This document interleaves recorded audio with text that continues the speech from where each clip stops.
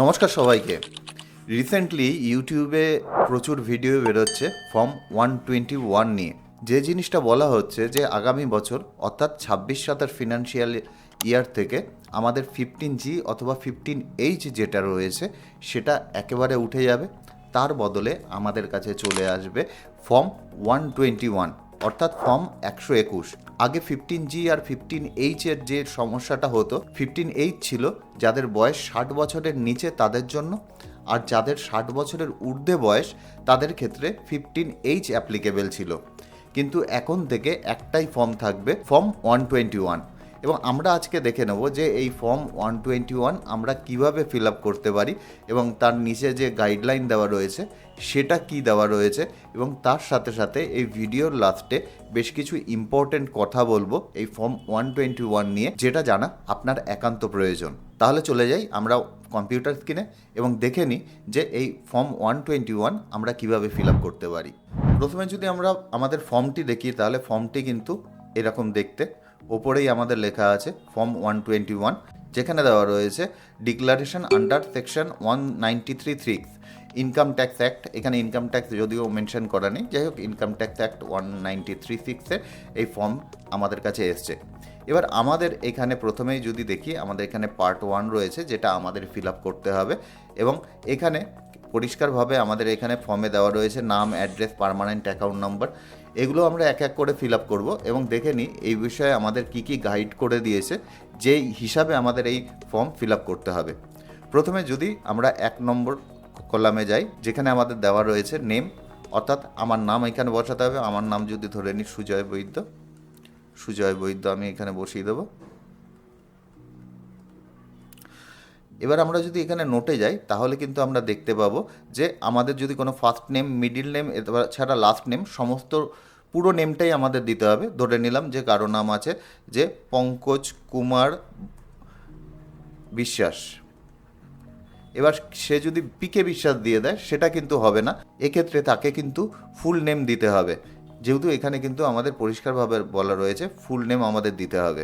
এবার 2 নম্বরে আমাদের এখানে আছে অ্যাড্রেস অর্থাৎ আমাদের ঠিকানা দেওয়ার সময় অবশ্যই মাথায় রাখবেন আপনাদের যদি কোনো প্লট নাম্বার থাকে সেটা অবশ্যই আপনাদের দিতে হবে। আপনাদের স্টেট মেনশন করতে হবে, আমাদের ক্ষেত্রে যেমন ওয়েস্ট বেঙ্গল।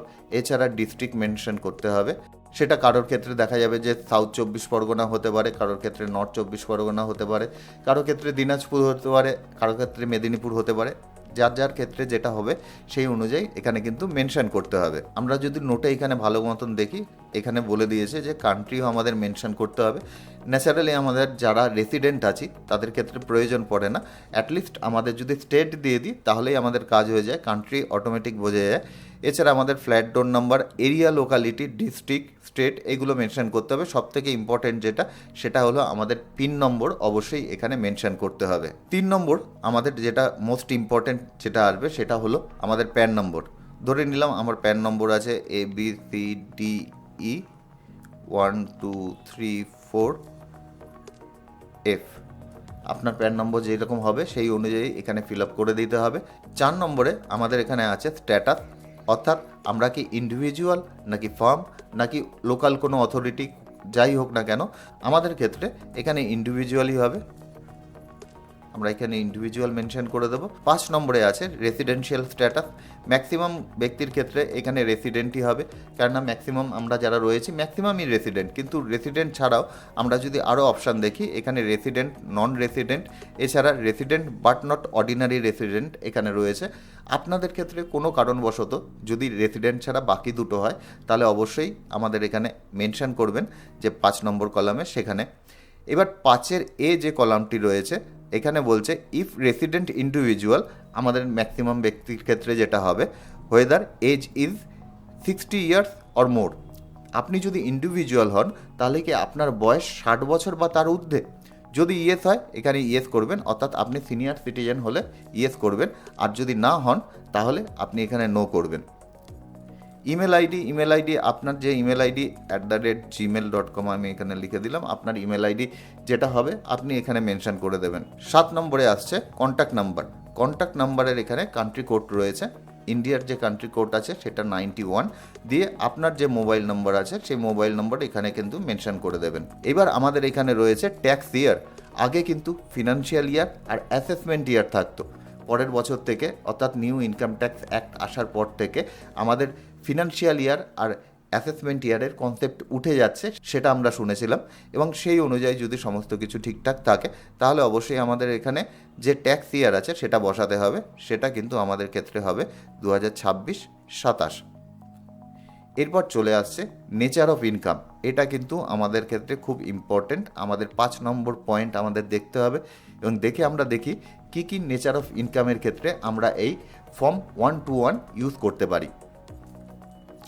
5 নম্বর পয়েন্টে যদি আমরা চলে আসি, এখানে কিন্তু দেখতে পাচ্ছি যে প্রভিডেন্ট ফান্ডের ক্ষেত্রে আপনার যদি কোনো টিডিএস কাটে সেটা যদি আটকাতে চান সেক্ষেত্রে আপনি ফর্ম 121 ইউজ করতে পারেন। ইন্স্যুরেন্স কমিশনের ক্ষেত্রে ইউজ করা যেতে পারে, রেন্টের ক্ষেত্রে ইউজ করা যেতে পারে। এছাড়াও আপনি যদি কোনো মিউচুয়াল ফান্ড থেকে কোনো ধরনের কোনো ইনকাম করে থাকেন সেক্ষেত্রেও ইউজ করা যেতে পারে। এছাড়া আপনার যদি ইন্টারেস্ট অন সিকিউরিটি কিছু থাকে সেক্ষেত্রেও আপনি এই ফর্ম ইউজ করতে পারবেন। ইন্স্যুরেন্স পলিসি থেকে কোনো ধরনের কোনো ইনকাম আসলে আপনি এখানে ইউজ করতে পারবেন। এছাড়া ডিভিডেন্ড থেকে কোনো রোজগার আসলেও আপনি এখানে ইউজ করতে পারবেন। এবার আমাদের ম্যাক্সিমাম ব্যক্তির ক্ষেত্রে যেই জিনিসটা কাজে লাগে যে আমাদের ব্যাংকে যে এফডি রয়েছে সেই এফডির টিডিএস কাটা বন্ধ করার জন্যই কিন্তু আমরা ফর্ম 15G অথবা 15H জমা করতাম ম্যাক্সিমাম ব্যক্তির ক্ষেত্রে। সেক্ষেত্রে কিন্তু আমাদের কাজে লাগবে 5E এই পয়েন্টটি, interest on security, interest other than interest on security by a banking company. এই ক্ষেত্রেই কিন্তু আমাদের ম্যাক্সিমাম ব্যক্তির ক্ষেত্রে এই ফর্ম 121 ইউজ করতে হবে। এর জন্য আমরা এখানে কিন্তু 5E রেফার করে দিতে পারি। Estimated income for which declaration made, অর্থাৎ আপনি কত ইনকামের জন্য এই ডিক্লারেশন দিচ্ছেন।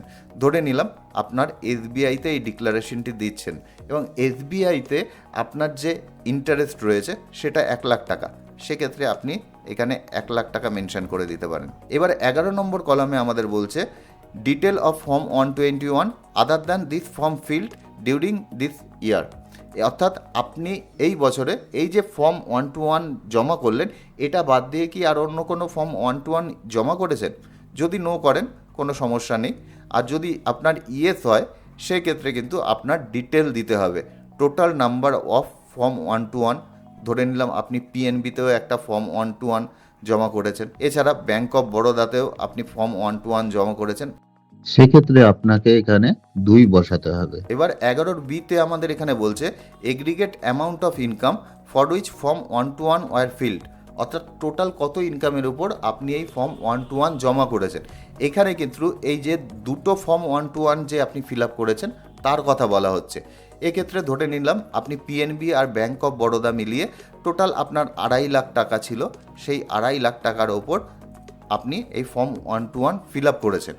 এক্ষেত্রে কিন্তু আপনি এই এসবিআইয়ের যে ইনকামটি রয়েছে এটা এর মধ্যে ইনক্লুড করবেন না। সেটা কেন করবেন না পরের পয়েন্টটাই আপনি বুঝতে পারবেন। এরপরে পরের পয়েন্টে যেটা আমাদের বলছে aggregate amount of income for which declaration is made, অর্থাৎ আপনার টোটাল যে ইনকাম যার উপরে এই ডিক্লারেশন আপনি দিয়েছেন। এখানে যদি আমরা ভালো মতন দেখি তাহলে কিন্তু দেখতে পাবো সাম অফ কলাম 10 অ্যান্ড 11B। 10 বলতে এক্ষেত্রে আমাদের এই ইনকাম আর 11B বলতে এই যে এই দুটো কলামের কথা বলছে, অর্থাৎ এখানে আপনার 2.5 লাখ আর 1 লাখ দুটো মিলিয়ে 3.5 লাখ টাকা হবে। অর্থাৎ যেই ব্যাংকে আপনি জমা করছেন সেই ব্যাংকের যে ইন্টারেস্ট হবে সেটা আপনাকে এখানে বসাতে হবে। এছাড়া অন্য কোনো ব্যাংকের যদি ইনকাম থাকে তাহলে আপনাকে সেটা এখানে বসাতে হবে। এছাড়া সব ব্যাংক মিলিয়ে যে রোজগার সেটা আপনাকে এই কলামে বসাতে হবে। এবার যদি আমি 13 নম্বর কলামে চলে যাই, এখানে কিন্তু আমাদের বলছে আমাদের এস্টিমেটেড টোটাল ইনকাম কত। এইবার আমাদের এস্টিমেটেড টোটাল ইনকাম বলতে এখানে আমরা 3.5 লাখ টাকা পাচ্ছি। এবার তো এমন হতে পারে যে এই 3.5 লাখ টাকা আমার ইন্টারেস্ট ইনকাম, এছাড়াও আমার পেনশন রয়েছে 5 লাখ টাকা। তাহলে কিন্তু এই 5 লাখ টাকা আপনার পেনশন ইনকামের সাথে এই 3.5 লাখ টাকা ইনকাম যোগ হয়ে যাবে। যোগ হয়ে গিয়ে আপনাকে কিন্তু এখানে 8.5 লাখ টাকা বসাতে হবে। এই যে আমি 5 লাখ প্লাস 3.5 যোগ করলাম এটা বোঝানোর জন্য করলাম, এখানে আপনাকে দেখাতে হবে না।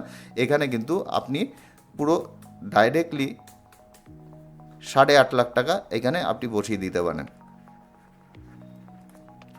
এরপরে 14 নম্বর কলামে আমাদের বলেছে যদি আমরা কোনো ইনকাম ট্যাক্স রিটার্ন এর আগের বছরে আমরা জমা করে থাকি তাহলে তার ডিটেল আমাদের এখানে বসাতে। যদি আমরা ধরে নিলাম যে 24-25-এ কোনো যদি আমরা রিটার্ন জমা করে থাকি, তাহলে রিটার্নের কপি আমাদের সামনে নিতে হবে, তার অ্যাকনলেজমেন্ট নম্বর এখানে বসাতে হবে, এবং টোটাল যে ইনকাম আছে ধরে নিলাম সেখানে আমাদের 7 লাখ টাকা রোজগার দেখানো হয়েছে, তাহলে আমাদের এখানে 7 লাখ টাকা বসিয়ে দিতে হবে। আবার এখানে ধরে নিলাম যে 23-24-এ আমাদের যে রিটার্ন আছে সেটা আমরা জমা করিনি, অর্থাৎ আমাদের জমা করতে হয়নি, সেক্ষেত্রে আমরা এখানে এনএ করে দিতে পারি, নট অ্যাপ্লিকেবল, আমাদের কোনো ধরনের রিটার্ন ছিল না। আর যদি রিটার্ন থাকে তাহলে একই রকমভাবে ওপরে যেভাবে আপনি লিখেছেন সেই একই রকমভাবে 2 নম্বর কলামেও আপনাকে কিন্তু লিখে দিতে হবে যে আপনার রিটার্ন কোন ইয়ারের হচ্ছে এবং তার অ্যাকনলেজমেন্ট নাম্বার কি এবং রিটার্ন ইনকাম কত সেটাও এখানে মেনশন করে দিতে হবে। এরপরে এখানে আমাদের ডিক্লারেশন রয়েছে পরের পেজে। ডিক্লারেশনে এখানে আপনি আপনার নাম লিখে দেবেন, এছাড়া আপনার যে ব্যাংক আছে ব্যাংকের অ্যাকাউন্ট নম্বর আপনি এখানে বসিয়ে দেবেন, প্লেস কলকাতা, যদি আপনি কলকাতায় থাকেন, অন্য কোনো জায়গায় হলে অন্য কোনো জায়গায় করে দেবেন।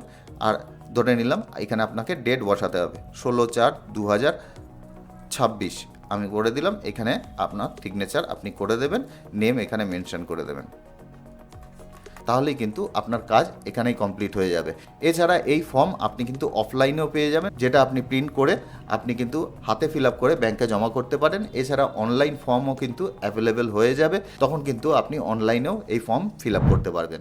এবার চলে আসি মেন পয়েন্টে, সেটা হলো ফর্ম 121। যদি আমরা এখন গুগলে সার্চ করি তাহলে কিন্তু আমরা দেখতে পাচ্ছি যে ফর্ম 121-এর যে পিডিএফ ফর্ম সেটা আমাদের কাছে চলে আসছে, কিন্তু সবগুলোই আসছে কোনো বেসরকারি ওয়েবসাইট থেকে।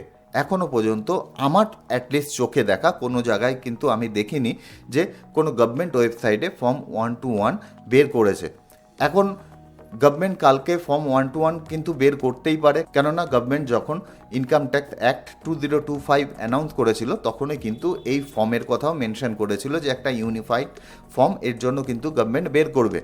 তা কালকে এই ফর্ম কিন্তু গভর্নমেন্ট বের করলেও বের করতে পারে, কিন্তু এখনও পর্যন্ত যখন আমি এই ভিডিও শ্যুট করছি তখনও পর্যন্ত আমি অ্যাটলিস্ট কোনো গভর্নমেন্ট ওয়েবসাইটে এই ফর্ম দেখতে পাইনি। সুতরাং নতুন ফিনান্সিয়াল ইয়ার শুরু হওয়ার সাথে সাথেই যে এই ফর্ম লাগু হয়ে যাবে সেটা অ্যাটলিস্ট আমি 100% ভাবে বলতে পারছি না, যেহেতু আমি কোনো গভর্নমেন্ট ওয়েবসাইটে কোনো ধরনের নোটিফিকেশনও দেখিনি, এছাড়া এই ফর্মও দেখিনি।